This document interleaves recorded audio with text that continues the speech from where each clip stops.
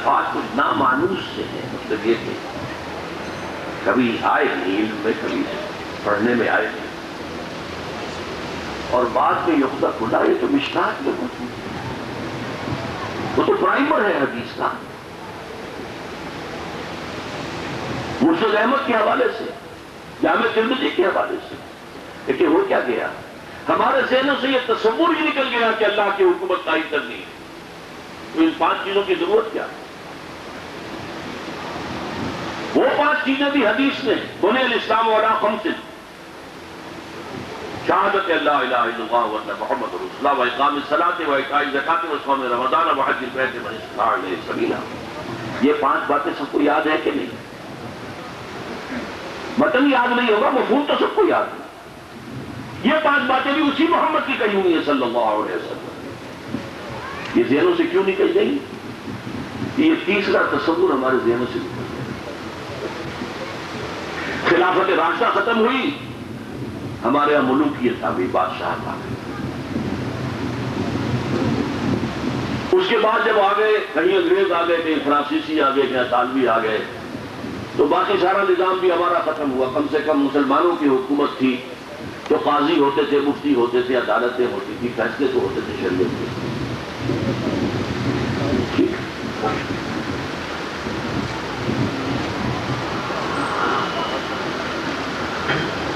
اب جو یہ آ گیا، انگریز آ گیا تو وہ بھی گیا۔ اب کیا رہ گیا ہمارے ہاتھ پر؟ نماز روزہ آج تک انگریز کو بھی اس پہ کوئی اعتراض نہیں تھا، پڑھو نماز، 5 کی 10 پڑھو بیٹا۔ بش کو بھی کوئی اعتراض نہیں۔ ان 5 چیزوں سے کوئی اس پر لڑائی نہیں۔ ہاں، دین کا نظام، سیاسی نظام، معاشی نظام، معاشرتی نظام، نتھنگ ڈوئنگ، یہ ہمارے خلاف ہے، اپنی مرضی اسے ختم کرنا ہمارا ڈکلیئرڈ گول ہے۔ تو کھل کر باتیں کر رہے ہیں، پہلے یہ ڈھٹی چھٹی باتیں ہوتی تھی، کیونکہ دنیا بائی پولر تھی۔ ایک طرف اگر امریکہ اور اس کے الائز تھے تو دوسری طرف روس اور اس کے ساتھی بھی تھے، یو ایس ایس آر۔ یہ اندیشہ ہوتا تھا کچھ لوگ ہمیں چھوڑ کر ادھر چلے جائیں، لہذا اپنی باتیں چھپا کر تو کرتے تھے۔ اب تو بس ہاتھی کی طرح ہے امریکہ، دی سول سپریم پاور آن ارتھ۔ اب وہ ڈھک چھپ کر بات کھل کرتے ہیں۔ بلیر نے ابھی پچھلے دنوں کہا، جو شخص بھی اسلام کو نظام سمجھتا ہے وہ فنڈامنٹلسٹ ہے، اس کے خلاف ہماری چل۔ ہاں، مذہب کے طور پر رکھو تو ہمیں کوئی اعتراض نہیں۔ یہ ذرا اس بات کا فرق سمجھ لیجیے۔ اگر بش یہ کہتا ہے کہ ہماری اسلام کے خلاف کوئی جنگ نہیں، تو صحیح کہتا ہے، اسلام کے تصور مذہب کے خلاف کوئی جنگ نہیں،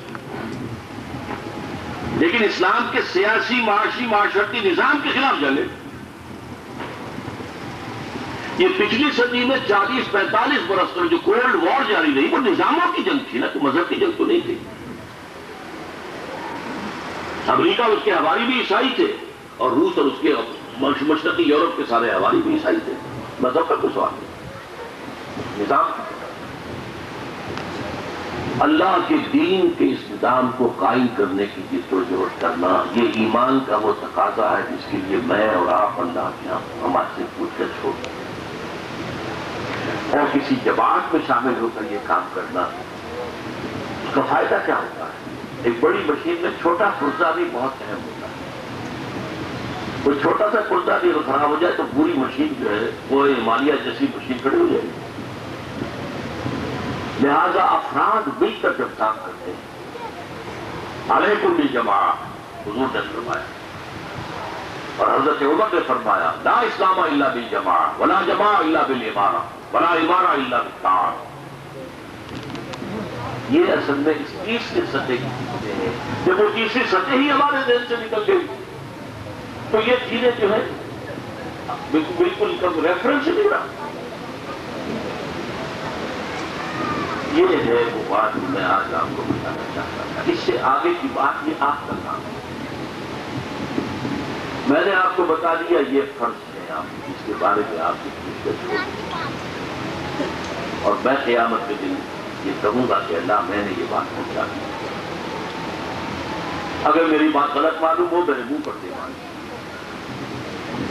اگر میری بات صحیح معلوم ہو تو بہت سوچیے، لمحے فکریت ہو جائے. اس کے بعد تلاش آپ کا کام، کون سی جماعت ہو، کون سی جماعت جو ہے واقع دین کے غلبے کی جدوجہد کر رہی ہے، اس کا طریقہ کار حضور کی سیرت سے ماخوذ ہو، اس کی غور و فکر سوچ وچار آپ کریں. میں اپنی تنظیم یا اپنی جماعت کا اشتہار دینے کے لیے نہیں آیا اس وقت، خالص آپ کی خیر خواہی، الدین و نصیحہ. حضور نے فرمایا کہ دین نام ہے خیر خواہی، آپ کی خیر خواہی. موت مجھے بھی آنی ہے، میں بہت قریب ہوں، آپ کو بھی آنی ہے. انکا میتون و انہم میتون، اے نبی آپ پر بھی موت آئے گی اور یہ سبھی مریں گے. اور اس تیسری بندی کے زمن میں جب قتال کا دور ہوا ہے تو کان کھول کر سنیے حضور کی ایک خواہش. ہمیں کیا نسبت ہے حضور کے ساتھ؟ خود لَوَدِدْتُ أَنْ أُقْبَلَ فِي سَبِيلِ اللَّهِ ثُمَّ أُحْيَا ثُمَّ أُقْبَلَ ثُمَّ أُحْيَا ثُمَّ أُقْبَلَ. میری بڑی خواہش ہے میں اللہ کی راہ میں قتل ہوں اور پھر مجھے زندہ کیا جائے اور پھر قتل ہوں اور پھر مجھے زندہ کیا جائے پھر قتل ہوں. لیکن اللہ کے قانون راستے میں ہائی، رسول کبھی قتل نہیں ہے. كتب اللہ لأغلبن أنا ورسلی، رسول غالب آ کر رہے گا، چاہے وہ غلبہ اس شکل میں ہو جو حضور کو حاصل ہوا اور چاہے اس شکل میں ہو کہ پوری قوم ہلاک کر دی گئی اور صرف رسول اور اس کے ساتھی بچا لیے گئے. حضرت نوح کا معاملہ یہی ہوا، حضرت ہود کا معاملہ یہ ہوا، حضرت صالح کا معاملہ یہ ہوا، حضرت شعیب کا معاملہ یہ ہوا، حضور کا معاملہ یہ ہوا کہ واقع تنظیم غالب ہو گیا. اور حضور عرب کے بے تاج بادشاہ، بے تاج بادشاہ، گوریا نشین بادشاہ. جب آپ بادشاہ بن چکے تھے تب بھی کئی وقت آپ کے گھر میں چولہے میں آگ جل رہے تھے. جب آپ بادشاہ بن چکے تھے آپ کی نور چشم لخت جگر فاطمہ رضی اللہ تعالیٰ عنہ آئی ہے. ابا جان دیکھیے میرے ہاتھوں میں گٹے پڑ گئے، میرے کندھے کے اوپر بدیاں پڑ گئی، مشکیزہ جو میں نے رات نکالی. اور اب تو عام مسلمانوں کے ہاں بھی خوشحالی ہو گئی ہے، مجھے بھی کوئی غلام یا کنیز عطا فرما دے. فرمایا آپ سوچ لیجیے کیا گزری ہوگی قلب محمدی پر.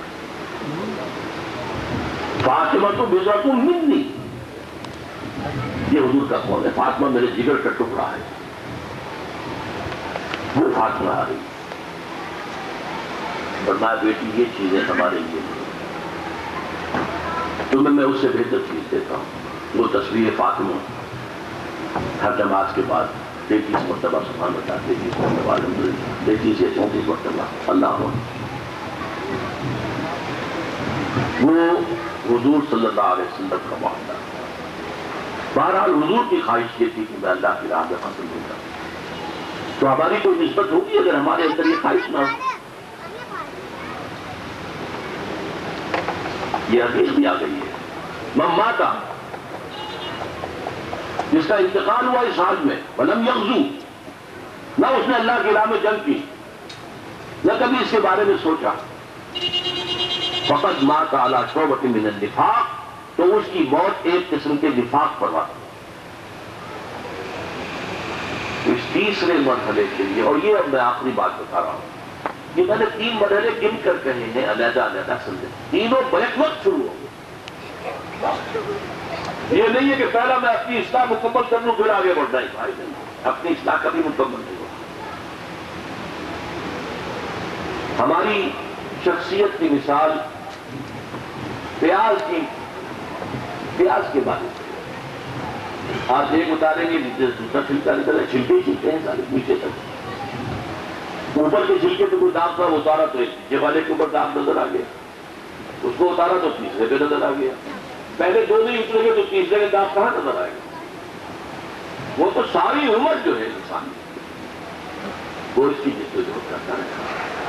دعوت کا معاملہ، پڑھنے پڑھانے کا معاملہ، سیکھنے سکھانے کا معاملہ، اور اس کے ساتھ کسی ایسی جماعت کے نظم میں اپنے آپ کو دے کر ڈسپلن دے، یہ بہت مشکل کام ہے. آپ تنخواہ لے کر کسی نظم کے پابند ہو سکتے ہیں، یہ بھی تنخواہ مل رہی ہے، لیکن آپ والنٹرلی کسی نظم کے پابند ہو جائیے، آسان کام نہیں۔ کیوں معلوم ہے اس کی بات؟ یہ بھی تو وہی آدمی انسان ہے جیسے میں نے، یہی بات تھی جو منافقین کہتے تھے محمد کے بارے میں صلی اللہ علیہ وسلم۔ بہرحال میں نے آپ کے سامنے آج جو بات رکھی ہے، میں اللہ سے دعا کرتا ہوں آپ حضرات کا ذوق و شوق اس گرمی کے حفظ کے عالم میں اتنی تعداد میں جمع ہو جانا، یہ بات آپ نے توجہ سے سن لی ہے، اللہ تعالیٰ اسے کانوں سے اتار کر دل کی گہرائیوں تک پہنچا دے۔ کیا عجب کہ آپ میں سے بہت سے حضرات کی زندگیوں کا رخ بدل جائے۔ پہلے کچھ اور آرزوئیں ہمارے دلوں میں پرورش پا رہی ہیں، نوجوانوں کی MBA کریں گے، یہ کریں گے، وہ کریں گے، ICS کریں گے، MCS کریں گے۔ بڑا پیارا شعر ہے اقبال کا، تیری دعا ہے کہ وہ آرزو تیری پوری، میری دعا ہے تیری آرزو بدل جائے۔ اللہ کے ہاں مقام پیدا کیجیے، اللہ کے لیے، اللہ کے دین کے لیے، آخرت کے لیے۔ اقول قولی ھذا واستغفر اللہ لی ولکم ولسائر المسلمین والمسلمات۔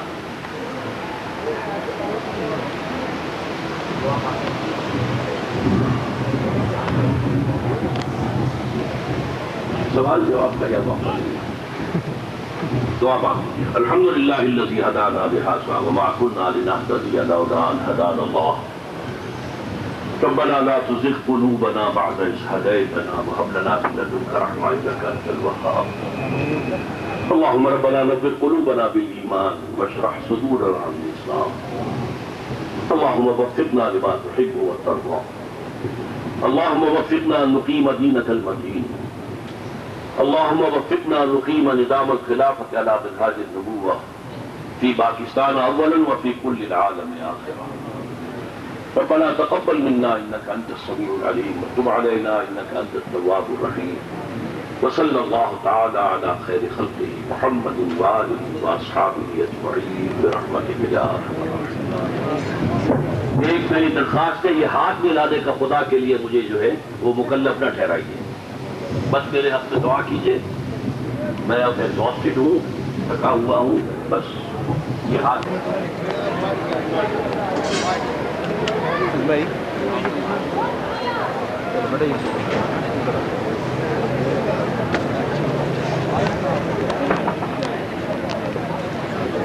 ٹائم کتنا ہے؟